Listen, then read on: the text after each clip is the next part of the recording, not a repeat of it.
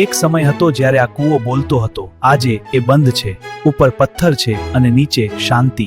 લોકો કહે છે કૂવો સૂકી ગયો, પણ સત્ય એ છે કૂવો નહીં, આપણે ભૂલી ગયા છીએ. એક સમય હતો જ્યારે પાણી માટે દૂર નદી સુધી જવું પડતું. અમારી પોળમાં આ ઘણી બા કે આ કૂવો માત્ર પાણી નથી આપતો, એ સમય આપતો, શાંતિ આપતો અને જીવન આપતો.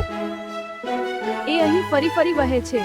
આ ઓજ ધડાની ગરજ હતી એ બધા લોકો હવે નથી. પણ તેમની યાદો હજી અહીં પાણી જેવી જીવંત છે. કૂવો યાદ રાખે છે, આપણે ભૂલી જઈએ ત્યારે પણ. આ કૂવામાં સમય અટ્યો નથી. એ અમારી કબસ્તરી બન્યા ફીગુડી છે.